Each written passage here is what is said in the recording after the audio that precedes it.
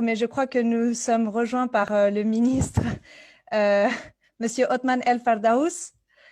Bonjour, vous Excusez-moi. m'entendez?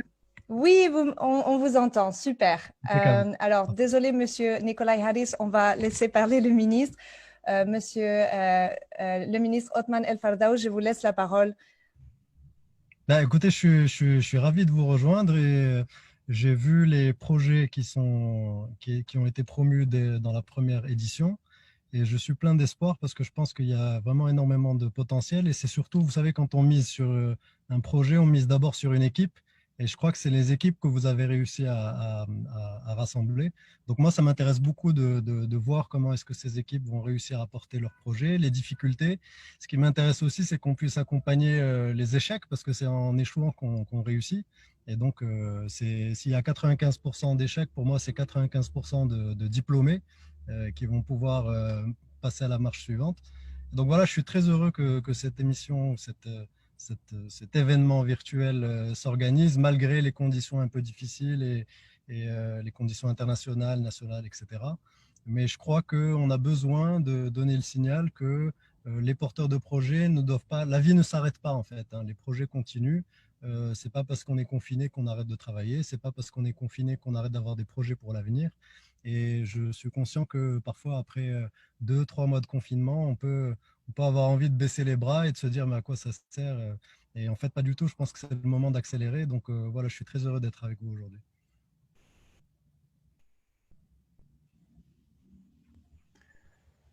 Allô. Excellent, merci beaucoup, Monsieur le Ministre.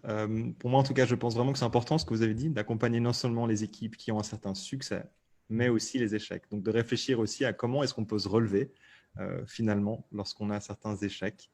Et donc, est-ce que vous avez peut-être un conseil très particulier, peut-être en 2 mots juste pour ce week-end? Qu'est-ce que les équipes devraient faire? Comment vraiment se donner au mieux aussi avec le temps qu'ils ont à disposition? Ah, je crois que enfin, loin de moi l'idée de donner des leçons, mais je crois que la première chose, c'est je dirais la persévérance et à la limite de la folie, c'est-à-dire que il faut continuer d'essayer. Vous savez, il y a une histoire que je raconte souvent à mes enfants.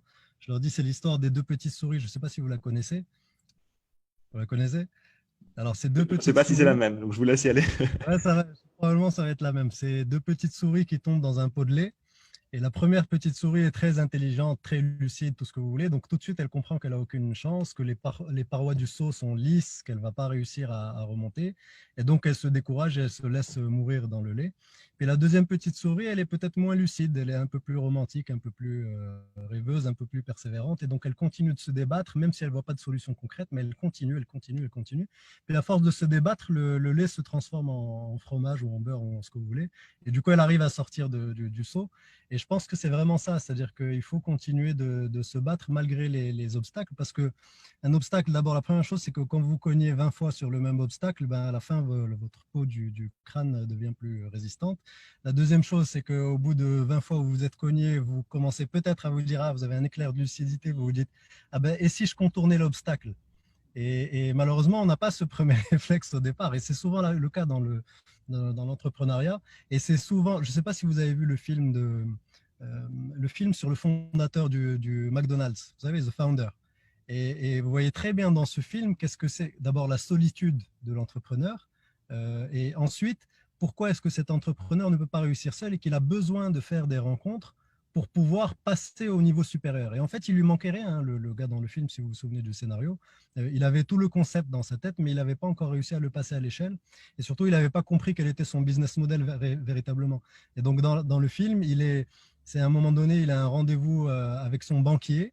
Et il a une discussion avec son banquier qui est en train de lui annoncer qu'il ne va plus le suivre, qu'il va lui couper les lignes de financement, etc.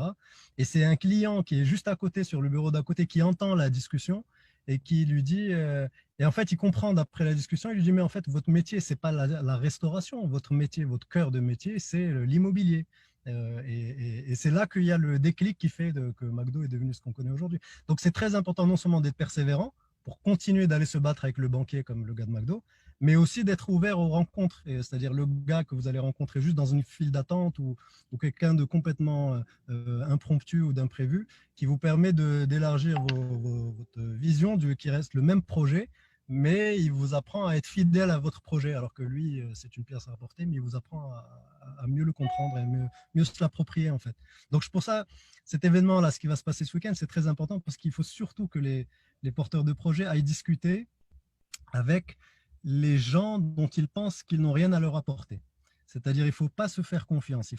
Quand notre intuition nous dit « Ah, cette personne va rien m'apporter, par contre, celle-là, il faut absolument que j'aille lui parler », je pense qu'il faut faire les deux. Il faut parler à celui-là, il faut parler à l'autre aussi, parce qu'il va vous ouvrir de nouvelles perspectives sur le business plan. Vous connaissez la théorie des liens faibles, c'est-à-dire que quand vous connaissez quelqu'un très bien, qui a un lien fort entre vous et lui, il va vous rendre des petits services. Donc, c'est quelqu'un de votre famille ou quelqu'un de votre… Mais par contre, quand c'est un lien faible, c'est-à-dire si une connaissance à peine, vous le connaissez à peine, il est dans votre 3e ou 4e cercle social, eh ben, ce sont les liens faibles qui vont vous rendre les services les plus grands. Et donc, c'est pour ça que j'ai toujours aux porteurs de projet, il faut toujours s'intéresser à votre 3e, 4e cercle. Parfois, la tentation, c'est de se rapatrier sur sa zone de confort et de se dire, voilà, je vais compter sur les miens, les gens qui me ressemblent, les gens qui ont fait la même école que moi, les gens qui sont dans la même promo, les gens de ma génération. Et ça, c'est une très grande erreur. Il faut s'ouvrir. Quand vous voyez un senior, il faut aller lui parler. Quand vous voyez quelqu'un qui est peut-être même pas, qui est peut-être non consommateur absolu de votre produit, et c'est à lui qu'il faut aller parler pour comprendre pourquoi est-ce qu'il est non consommateur absolu. C'est ce qui va faire que peut-être vous allez élargir le champ et le marché de votre produit, alors qu'au début, vous voyez le projet par le petit bout de la lorgnette. Donc, c'est très important de parler à des gens, même si votre intuition vous dit attention, celui-là, tu n'as rien à en tirer. Au contraire, c'est à ce moment-là qu'il faut avoir un acte de volonté et aller lui parler. Merci vraiment, sincèrement. Premièrement, pour votre accessibilité. Pour moi, c'est incroyable de pouvoir juste discuter de ça avec vous. Je pense que vos conseils sont très, très précieux, autant sur la discipline et de pouvoir continuer vraiment quand on a des challenges, mais aussi d'avoir un peu le courage. Je pense que c'est un mot qu'on ne discute pas forcément assez, le courage de chercher des gens, des experts, d'aller plus loin dans son réseau pour avoir accès à des personnes qui peuvent finalement nous aider. Donc merci vraiment sincèrement pour ces paroles et ce message vraiment très important, Monsieur le ministre Othman El Ferdaous. Je repasse maintenant la parole à Claire qui va prendre la suite. Et encore une fois, merci beaucoup d'avoir pris le temps dans votre agenda bien chargé pour partager avec nos talents. Merci à vous, bon courage.